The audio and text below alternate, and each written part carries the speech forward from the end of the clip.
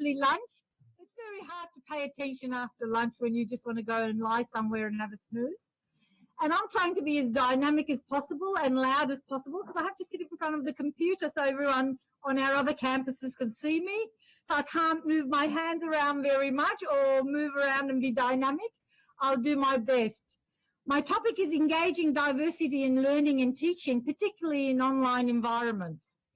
I remember when I first started university, I went to Melbourne University and studied commerce and law I dropped very quickly, very much for diversity reasons. I was the only female in the tutorials. The lecturers were mostly male, and it was before equity and access and all of those political correctness things. And I would turn up in a tute of 20 men for them to distribute porn material, would you believe? So I came up in a very uncomfortable environment in which I felt I could not learn and ended up not liking law and dropped it. I continued the commerce part. Then as a young academic, straight out of university, having dragged in to a university environment, majority of my students were a lot older than me.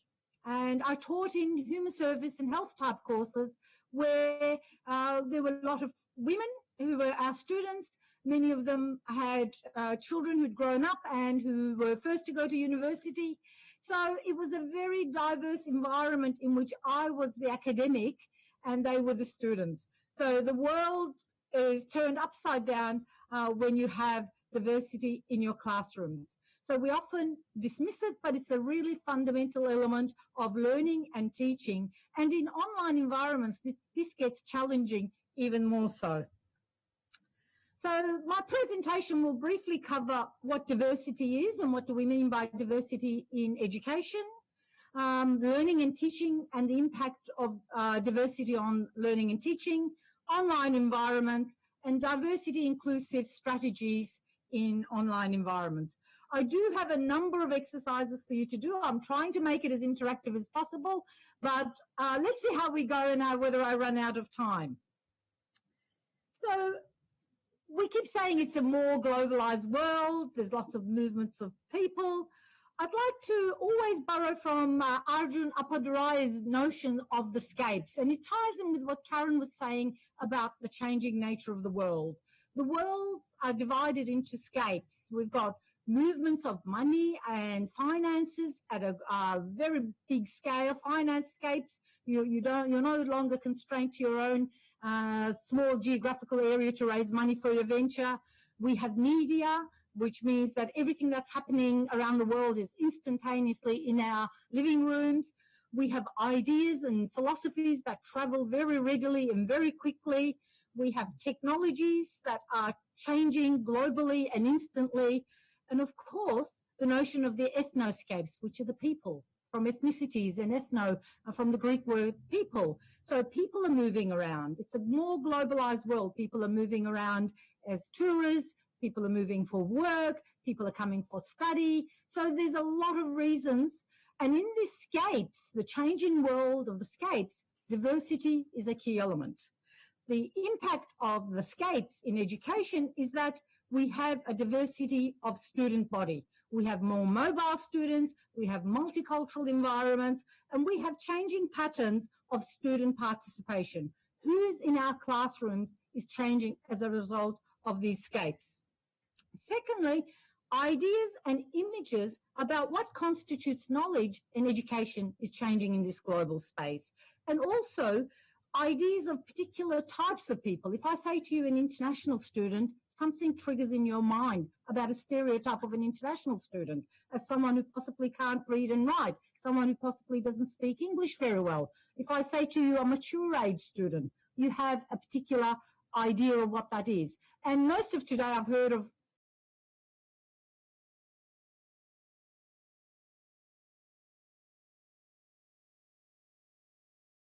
the youth definition of government. So the ideas and images of people and knowledge and education are changing. Finally, the context in which we deliver education is changing by the global factors look at what technology can do in terms of facilitating education, the resources for education, and the global drivers for education are changing. So it's in this environment, in this broad context, that I'll then hone into our specific issues.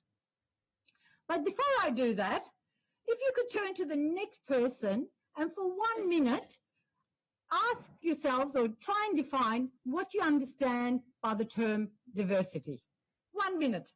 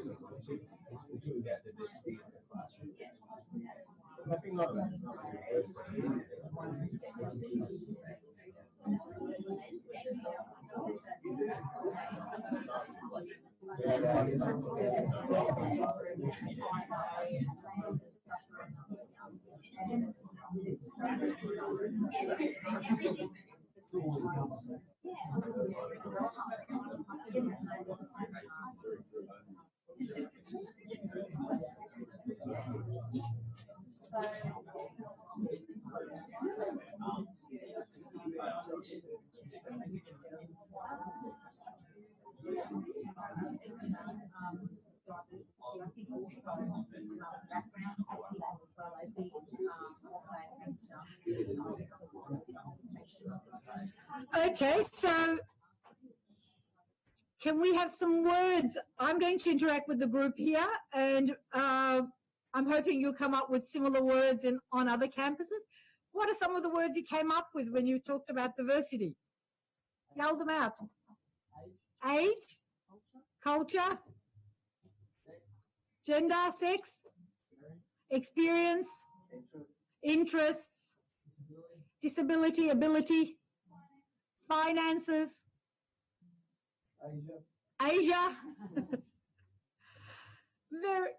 These are all very relevant to what diversity means. So one definition, there's a lot of definitions of diversity. One definition is one's identity frames or how one experiences the world. How do you identify yourself? How do others identify you? I might see myself in a particular way. Others may see me differently. Couple of concepts in diversity when we're trying to define diversity. One is linked up with social location. These are the different markers of identity and difference in mapping one's social locations. I'm going to give you some examples in a minute, how you might identify yourself. And sometimes you can get dislocated, and those debates do enter your classrooms. If you see yourself as a minority in any way, or if you see yourself as being displaced by another group of people, you can certainly feel a sense of social dislocation. The second element of diversity is the way we position ourselves.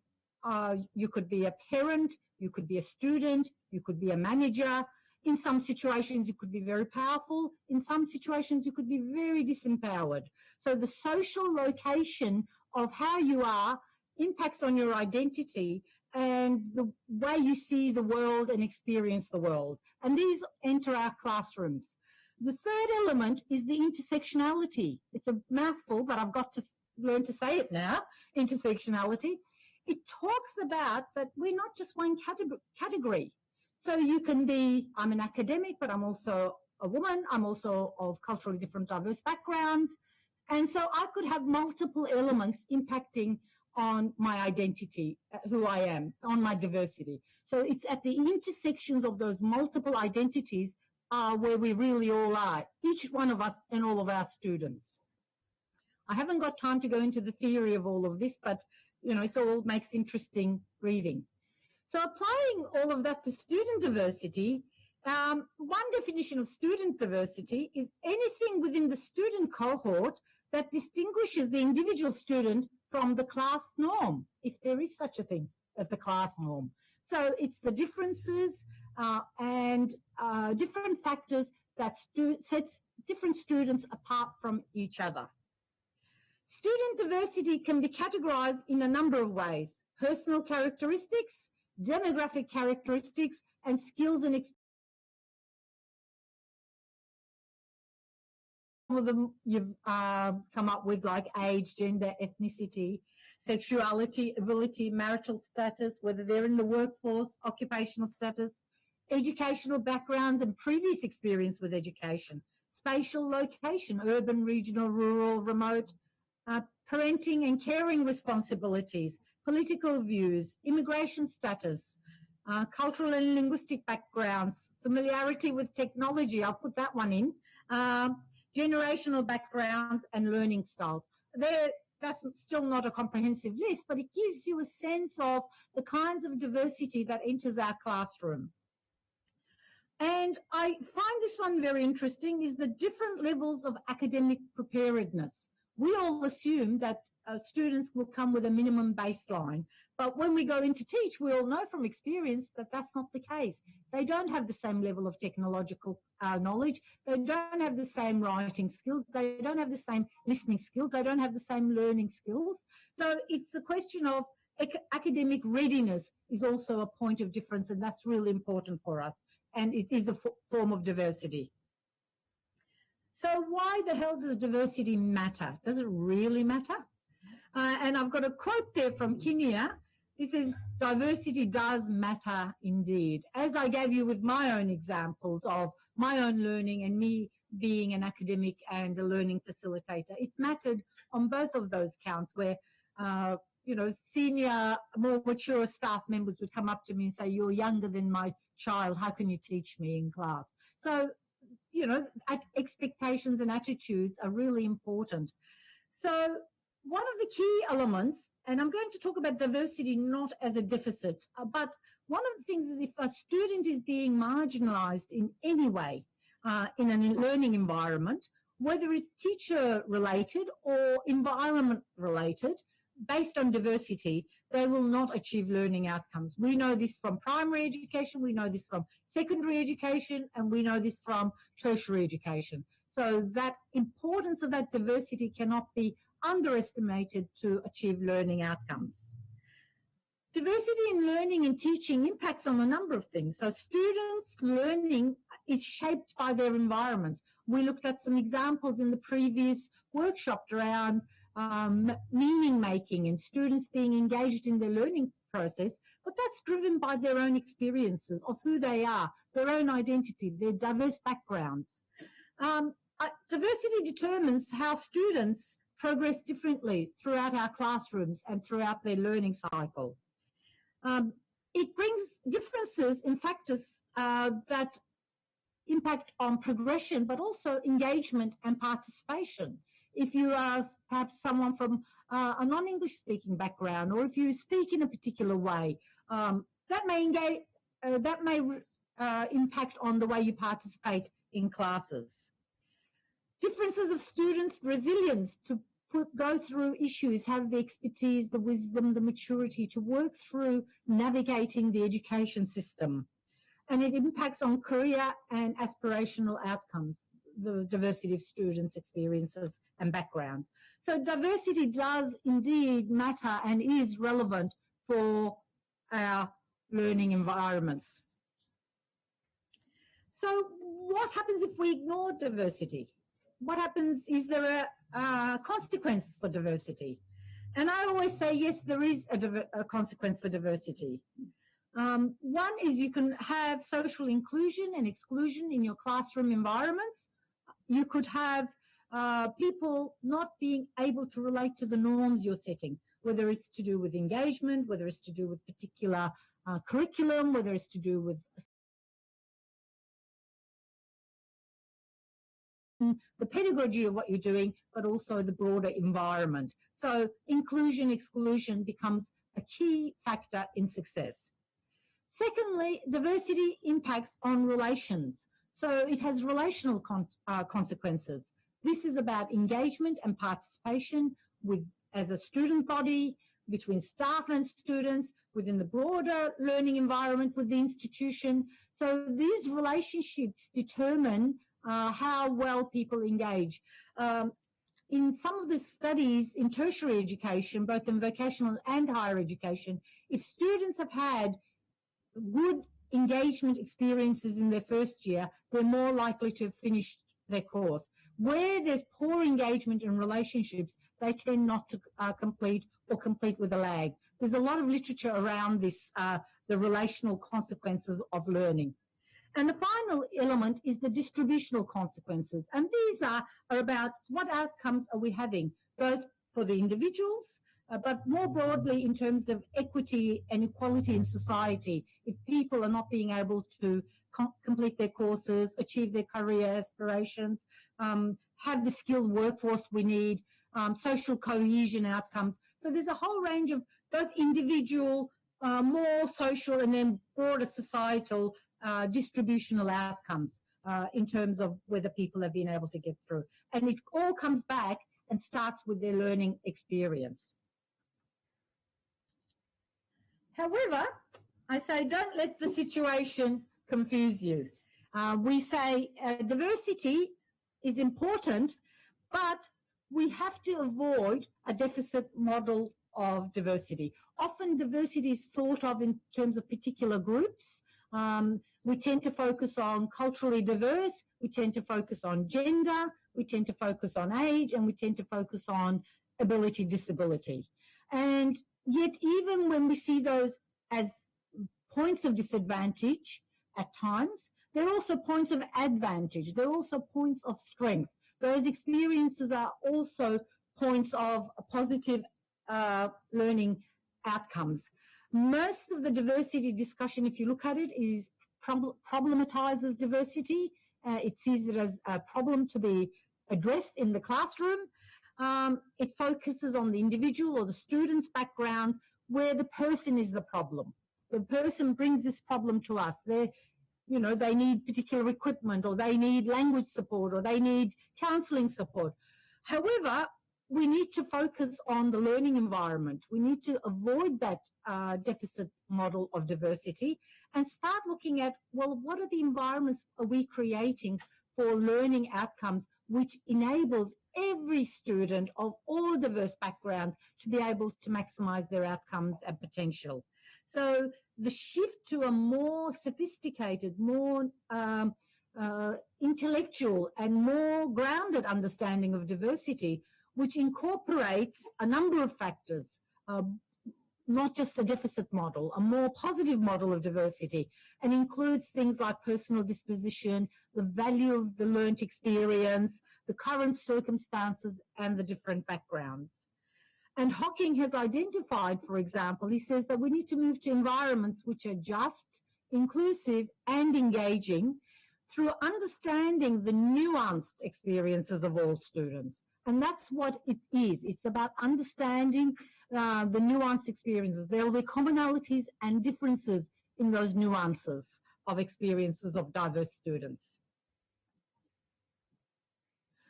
The other element that I really wanted to touch upon is I often hear people say, I treat everyone the same. I treat them fairly. I treat everyone the same. And in the literature, in the discussions, some of these discussions have been had in places like the United Nations, so it has bigger ramifications than our classrooms. But do we treat everyone the same? Should we treat everyone the same in our classrooms? What if there are differences that we need to address? Will this approach work? Treating everyone the same is problematic because it assumes that the starting points are the same. If everyone is going to start at the same base, and then you can treat everyone the same, equal opportunity, equal support, equal environments. But if someone has a different start, either a higher level start or a lower level baseline start, then you have to adjust the teaching environment so that students can graduate with having achieved their learning outcomes and the necessary supports are there given the differences. So treating everyone the same, it does not produce fairness of outcomes in learning. We need to look at treating everyone according to their needs. So we need to look at a differentiated form of fairness and equity in our classes so that the learning outcomes and the diverse needs are met. And if you're interested in reading up on this bit more intellectually, there are the notions of substantive equality, which tries to identify where are people at, where are their starting points, what are the differences, what are the commonalities, and it recognises that one size does not fit all. One model of learning will not fit any one classroom. We need to look at what are the elements of difference and, you know, how do you produce outcomes, not at the point of entry. At the point of entry, people will come in with different levels of diversity and need, but when they're exiting, they do have similar learning outcomes and having met those. And if you treat everyone universally the same, you will not achieve that outcome. Does that make sense? Yeah. So that was a little bit about diversity. Let me turn now to the learning and education environment. So what is learning and teaching all about? There's lots of definitions. I'm not going to give you a definition. In a study, a major study across tertiary education, by Bain, 7 kinds of areas were identified as being really important in terms of the learning environment outcomes. Obviously, at the beginning is the conventional education of imparting information, transmitting structured knowledge, then moving on to more unstructured elements such as providing and facilitating understanding, helping students to develop expertise, developing communication skills, understanding and negotiating meaning, because I think that's a really important one. And that understanding and negotiating meaning is mediated through a student's own perceptions and experience. And encouraging knowledge creation. And what does that mean in the classroom situation? It's about co-creation of knowledge in going forward. So these were some of the key elements that academics across Australia identified as being valuable in a learning and teaching environment. There are numerous other studies like developing critical skills, analytical skills, soft skills, employment skills. There's a whole range of other things that were identified in numerous other studies, but I thought this summed it up nicely. So when we're looking at doing all those things in learning and teaching and achieving those outcomes, well, how do we do these? We do these in a number of ways. One, we have teacher-focused engagement, which is intentional and has the approach of imparting knowledge. It's the conventional model of education where the teacher is at the front and the teacher drives the learning process. We now more and more, modern contemporary pedagogy is moving more and more to a learner focus, and part of the flipped classroom discussions are about that. Then the intention is encouraging knowledge creation and facilitation of the ways the student interprets the world. So the student becomes the center, student starts engaging, students brings meanings to their knowledge through their own experience, through their own learning. And you can see where I'm going with this. If the student's going to bring interpretation and mediation and create knowledge, that's going to be driven by their own diversity experiences. There is role for both approaches, but the latter promotes conceptual change. Sorry, I've just had a question, and I'll come back to that in a minute. Role for both approaches, but the more learner-focused facilitates more conceptual learning and engages the learner in knowledge creation. The other important element is the context in which learning and teaching takes place. The social context is very important. And I'm going to give you some examples when I go on with some of these. Context-based factors influence meaningful learning, whether students adopt a surface or a deep learning. So if people are coming into your classrooms from particular contexts, and how you engage with that context is going to be important in how they engage with the learning process. So it's really important to identify the different methods and utilize the different methods of engagement and facilitation of learning.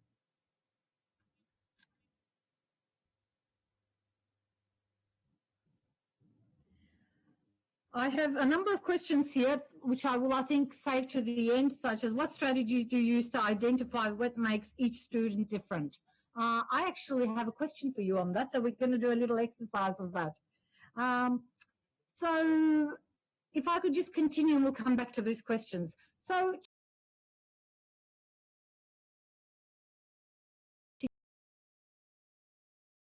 their diversity, looked a little bit about learning and teaching and also around, you know, what are the approaches to learning and teaching that we're taking, learner focus, teacher focus, somewhere in the middle, somewhere more experimental.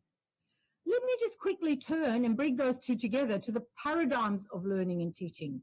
Some academics and scholars say that many of the problems experienced by learners are at least partly caused by cultural values and assumptions under which undertake different, sorry, I'm just losing my language here, being of diverse backgrounds. Many of the problems experienced by learners are linked up with what are in their curriculums and their pedagogy in their assessment, which are often culturally driven. So cultural assumptions about what constitutes good curriculum, what constitutes good education, what constitutes good assessment, what constitutes good learning outcomes are really important. And these are at the heart of how we begin to engage with diversity and students. We need to move to a point of socially inclusive pedagogies. And what this means, I will talk in terms of a number of educational approaches. One of the key aspects of inclusive pedagogy is constructivist learning approaches. This is where we start to recognize that learning is an active and contextualized process of constructing knowledge rather than acquiring it. So you could be in a class, somebody could be giving you lectures in law, but you could be sitting there not acquiring that, or you could be acquiring it in a particular way, or you could be interpreting it in a particular way, or your cultural or your experiential background will lead you to add something new, take something away, or take less away. So the environment in which we understand and learn is constructed. It's socially constructed by the kinds of institutions and curriculum we set up, and it's mediated by the kinds of experiences that students as learners bring.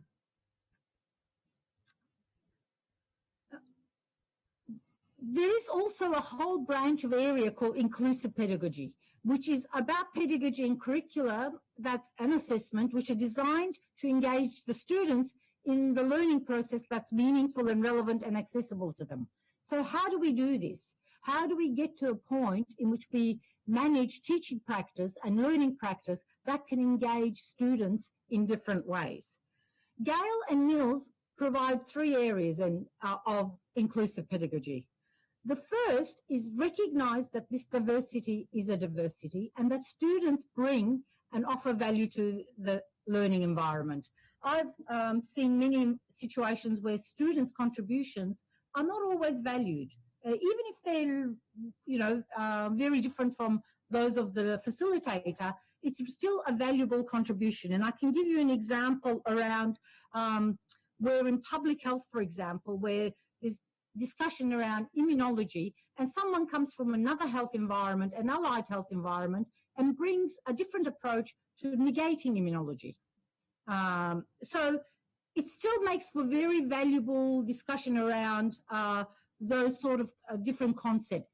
And sometimes academics get threatened by these diverse perspectives that students can bring. So the starting point is understanding and valuing that diversity. The first step is actually that it's a rich asset to the class environment. Secondly, a pedagogy that values difference. So do we have things in our curriculum, in our assessment, in our environment, teaching resources that are diverse? Do we have internationalised curricula? Do we have different diverse case studies, for example? What is our learning material? What is our designs in our curriculum that understands the diversity of our student body? And the third element is that works with students, and I've underlined or italicized the with there. The with is important because you're not doing something to the student. You're working along with, together in collaboration with the student and recognising that it's active element of learning. And the key thing is around actions that work with the student. So you're not imposing always, but you're also taking account of their elements, of their diversity and how they bring that into the learning environment. So these three elements make up a key part of learning pedagogy. And in a recent study across Australia, again, it was found that those classes that valued students as a resource had enriched and enhanced outcomes. And that's a study this year across Australia. So it's really interesting that there's a focus now back again on how do we engage the student diversity as a resource for the learning process and not something that's a deficit and a dormant element of the classroom. The other group of thinking that's emerging is called connectionist pedagogy, which is about student-centered, flexible, and engaged and connected student learning processes. This is about making students share their beliefs, making students understand, not making technically, but engaging and encouraging and facilitating students to share their knowledge, bring that to the classroom and engage them in the knowledge production process. And there's a whole pedagogy around, you know, this connection across students. And last but not least is phenomenological, which is the lived experience, which is easier to say. Lived experience. So lived experience of the experiences of the teacher and lived experiences of the students, understanding and clarifying how these impact in the learning environment. So understanding the teacher, understanding the student perspectives. What are the student expectations from the moment they've walked into your classroom? What do they expect from themselves? What do they expect from you? What are their learning needs? What have been their prior learning experiences? What's their motivation in education? At the moment, I'm doing a national research study looking at why young people disengage from the formal education process. And we're looking at all of these sort of factors around engagement and disengagement in education. And it's partially to do with the lived experience of students, but partially to do with expectations and the lack of ability of educational institutions to understand and engage with that diversity. And so these inclusive approaches from various pedagogical viewpoints are really important in creating knowledge that's necessary to cater for the diversity of learning styles. The other important element as a final point in this paradigms is that a sense of community and belonging is really important. We bring our identities to the environment of our learning. We bring ourselves. The academic brings themselves as a teacher, as an identity of a teacher. The student bring themselves in multiple forms of identity. They engage with the environment. But because of the various scapes, we have particular perceptions of particular types of diversity.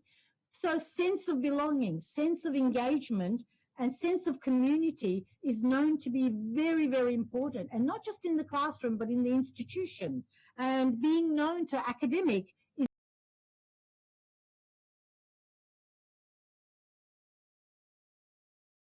not that face-to-face being known, it's another form of known.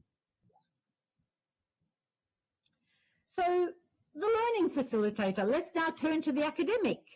Facilitators bring their own identities and backgrounds, and their assumptions influence the way they engage in teaching. Your teaching practices are influenced by what you think teaching is, by your own educational experiences, by your development experiences, by the kinds of influences you've had and your beliefs about what teaching and learning is all about. Also, in a study across Australia by Arenas, they tried to define what is good teaching and learning environments, and there wasn't consensus. Academics think differently about what constitutes good learning in a diverse environment.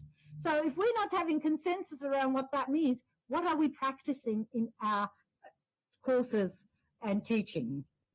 Evidence suggests that there's a strong link with educational quality and quality education and the intentions of the facilitators. If the facilitators are engaging, they come with that intention, the quality of the outcome is very high. So there are these connections between the learning facilitator's role and what takes place in the classroom and how it caters for diversity. I also have to draw attention to that we're all subjective people.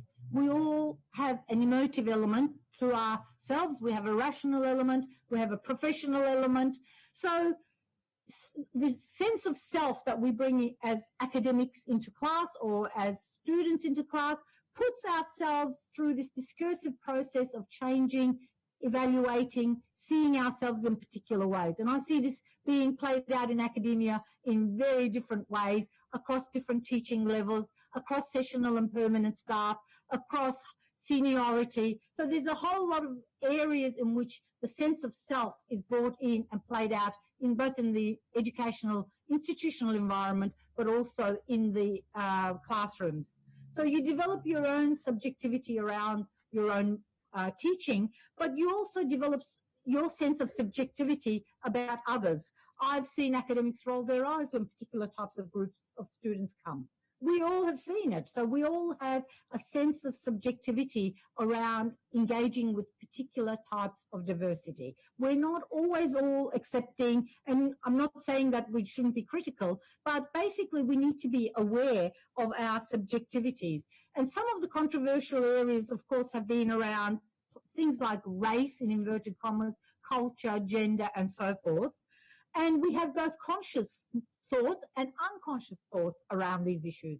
We know sometimes that, we don't like particular types of diversity. Other times we don't even think about it, but your body language or other ways of engaging with the student tells us that you're not aware of that, but it's coming across either positively or negatively. You could be overcompensating for particular groups of people. And I think we've all done that. We've overcompensated for certain people. We've undercompensated for other people. We've engaged with particular diversity in positive ways.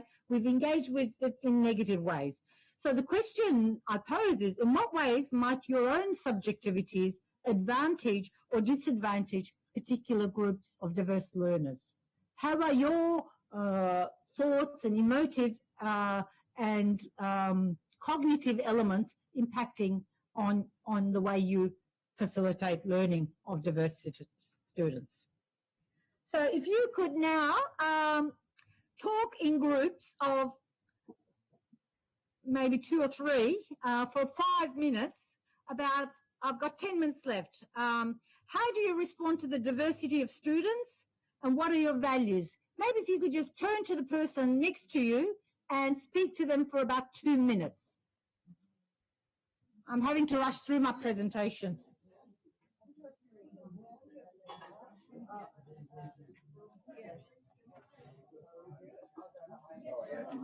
No, very good.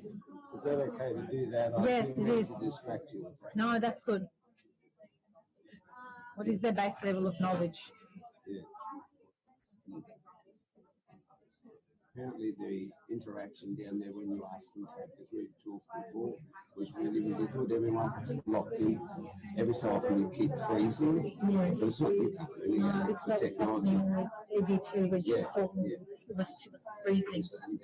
It's just a roaming catch-up kind of thing, yeah. But they said that feedback I've got is that everyone's well and so they're engaged, they're sticking with it, they're in the spirit of it, they're very interested. So good.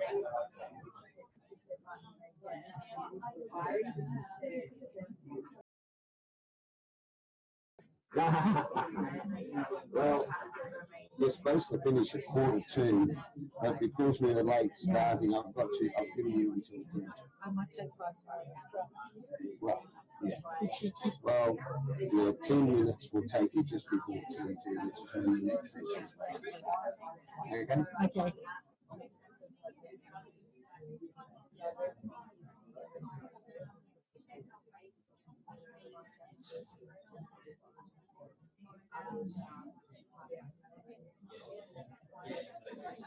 I think no matter what you find, they are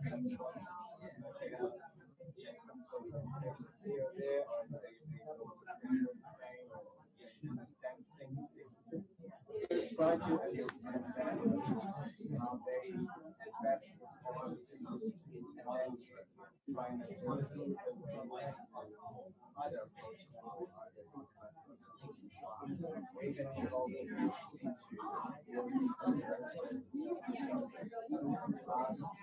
I remember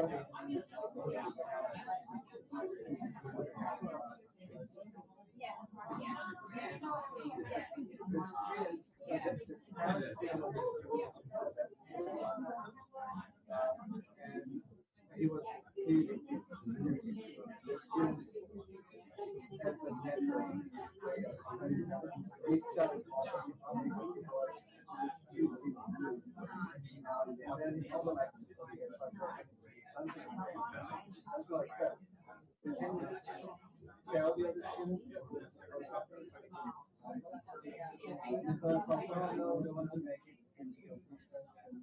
Okay, we might come back now.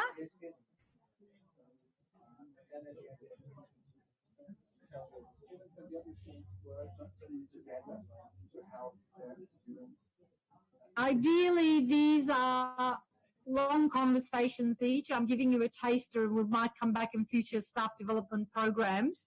I just want to get through the presentation. I've got a few more things to go and some questions have come in so we could start looking at those.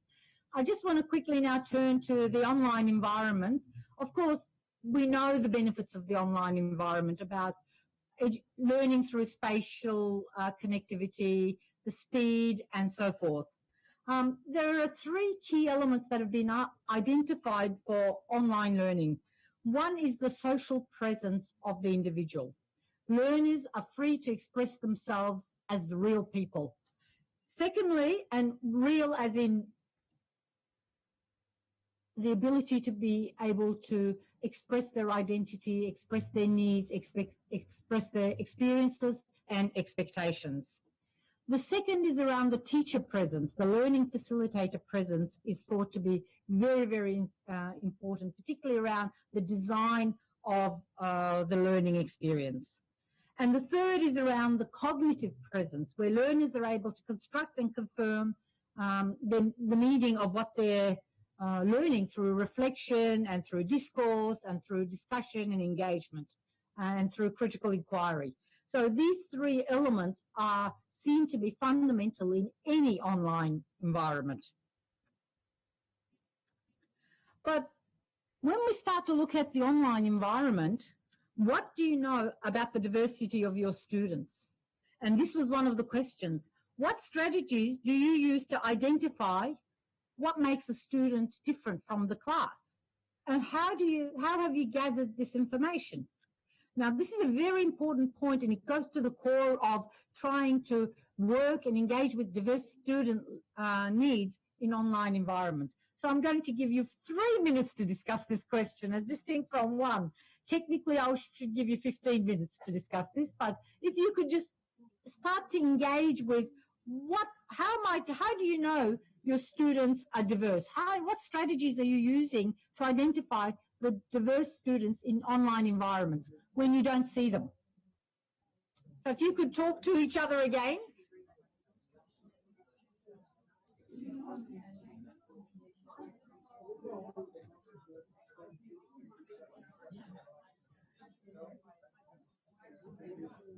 I'll give you a minute and a quarter to wrap up. Really? Yeah. Okay. 4 minutes, but I gave you an extra couple of minutes in there. Oh, even in the 4 minutes? Yeah. Okay. Let them talk, please. I'll wrap it up. It's supposed to finish at, well, we're supposed to finish at 2:45. Yeah, you give me 5 minutes. Yeah. Oh, yeah, 4 minutes. Yeah. That'll get you just a minute or two. That's before. okay. Yeah. Yeah, I'll wrap it up. It's my fault for having too much. It's a big problem. It's a huge And it's one that everyone's pretty interested in. come back. I thought I had a message for you. No. I thought I had a message for you. I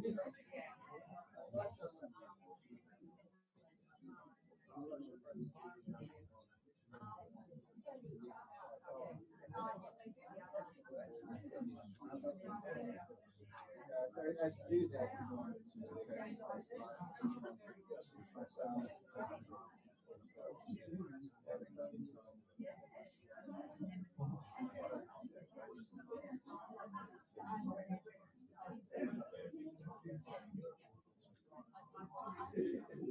No, I need.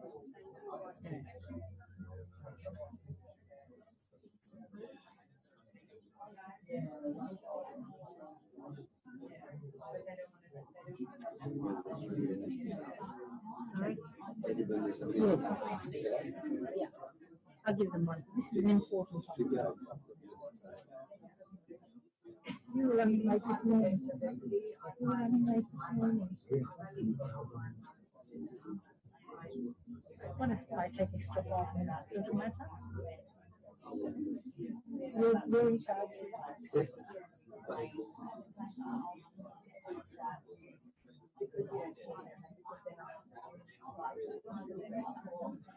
I just don't want this alarm to go off. I need to turn it off now that we. You'll cancel. I'll stop it in a minute, which means you know you've got a couple of minutes. Yeah. But I'll get excited over there when we get to it.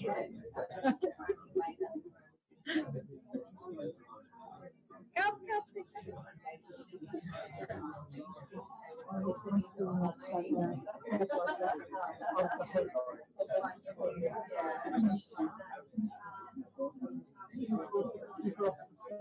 Oh, no. Okay, that's it. There's your minute. Okay, that's 3 minutes, everyone. So, how do you know about the diversity of your students? Few quick comments? Assume they're diverse, yes. That's a very good point. If you assume they're diverse, but do you want to know the nature of that diversity? You ask.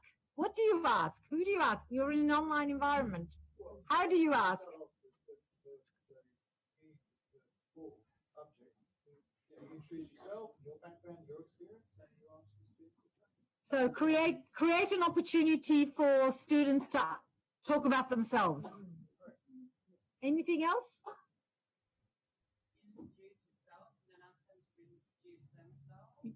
Introduce themselves, and you introduce yourself. And also their profiles. Uh, Ask everybody to upload a photo and complete their profiles. Upload a photo and a profile, yes. And I think that the connection between the front, the very first initial connection to the whole educational institution needs to be very clear to the lecturer, because we've had issues where there's learning difficulties and they come to us and have no idea. It's a red dot or some flag. Yes. So that, for those that can't hear in Sydney and Melbourne and Adelaide, connectivity between student services and academics to be much better, especially around learning skills and learning capabilities and knowledge. Thank you. They're just some of the ideas. Obviously, this is an area that people are interested in and want a bit more discussion, and I think it's a very valid point. I have very little time left, so I'm just going to quickly wrap up. In an online environment, there are a whole range of challenges and barriers and risks around diversity. Sometimes it could be invisible, communication and engagement and collaboration challenges, inability to know and even meet the expectations of students around their learning, different student capabilities, which was the point that was raised, to undertake self-directed learning, depending on their own different backgrounds and diverse backgrounds. Disengagement and disenfranchisement, particularly culture and cultural elements, technical elements, and relationships elements have been identified. People learn through cultural ways of knowing. People learn through technology and access to technology, and people learn through engagement. So these are all key elements in online learning environments. Also, challenging the pedagogy. There are dominant pedagogic viewpoints. How do you change that so that people can then see themselves and find meaning in culturally appropriate ways of knowing and learning? Also, social context of technology is important. At Victoria University, we were running a class targeting African women from a particular country. We found that they were shunned for studying online because there was some scam involving the communities back in Africa that led to, it was involved with computers as a way to pick up women and prostitution, and it became through through association where women engaged with the computer was seen as bad.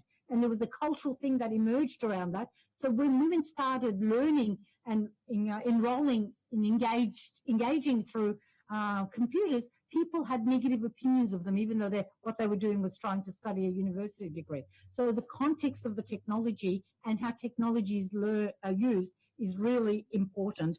Also, how to manage in some subjects, for example, Aboriginal history. A colleague was saying there was a lot of trauma and distress in students, which were difficult to mediate over the technology. So there was a whole lot of social context around learning that may or may not involve the teaching subject matter, but still needs to be mediated. So there's some of the risks.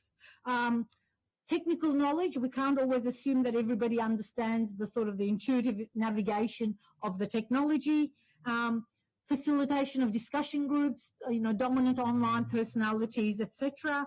And also the capabilities of academics to be able to manage a whole lot of complicated elements around diversity in online environment. We learn how to upload, we learn how to assess, etc. technically, but there's a whole lot of social, relational engagement and support elements that we are needing professional development on in online learning, which then feeds back to supporting diverse learnings. I'm not going to ask you to do this, but how do you adapt your learning and teaching practices to be responsive to unique needs of students in online situations? And how do you draw upon the lived experiences of your diverse groups in learning and teaching to engage with the subject matter you're teaching? So a number of strategies are trialled in universities. Some of them are distributive, so they're trying to get equity across different groups. Some of them are developmental, supporting students, and some of them are participative, so trying to build sense of community and belonging. This is an example around cultural competence, for example, at which how we can start to address cultural issues in learning and developing cultural competence at the individual level, at the professional level, at the organisational level, and at the systemic level, that you can develop cultural competency of your organisation to cater for the diverse learning needs of students from culturally diverse backgrounds. These could be Indigenous students, these could be different cultures as people identify them, international students, and so forth. So building cultural competency of your organisations. So in conclusion, there are a number of strategies that we can adopt. And again, we can talk about these at length. One is inclusive strategies that focus on students, understanding how learners learn. So focus on what the student does and not focus on what the teacher does. Understanding your diversity of your students via administrative elements.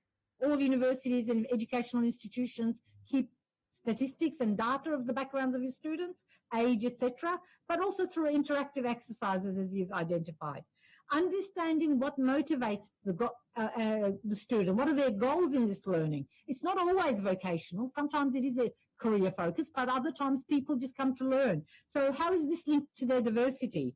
Increase and understand how students are resilient in different environments and their learning journey. How do different diverse groups of students progress through the journey of their education at different stages, in first year, after graduation, then through to employment. Pay attention to help-seeking behaviour of students. We can often know whether they're doing well or not through help they seek or they don't seek, and look at creative ways of providing mentoring and peer learning groups, etc. Focus on facilitators.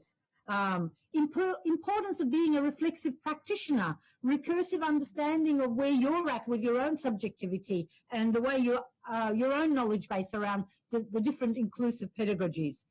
Developing diversity responsive competencies for yourself, identifying and utilising diversity resources, and also not tolerating environments which are intolerant. And also have a statement about yourself, which had come up. Look at the way you have inclusive curriculum and pedagogy. Look at the learning environment and how do you set the parameters of your class, your virtual class, and your institutional policies. What are the technologies in use when you use particular things like Blackboard around the cognitive, the representational tools, the databases, the modelling tools, and other information materials you use, and what are the context of these technologies.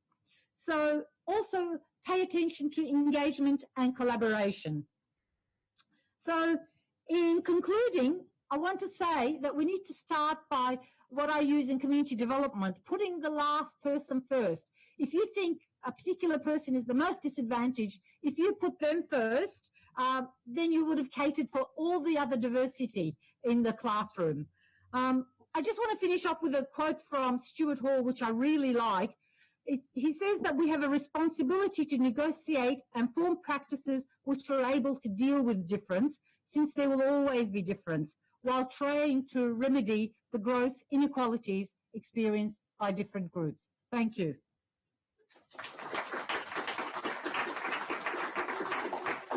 Thank you very much, Hurriyet, and thank you very much. But I don't have time to answer them, is that right? That's correct, Hurriyet. What I'll do is I'll find an interactive way to address these questions and somehow get it back to you. Thank you. The questions can be sent through to us and we can organise to get them through to Hurriyet, myself or one of the other team members. We are running late for the next workshop. I'm very much aware of the fact that those people are very keen to get underway and raring to go.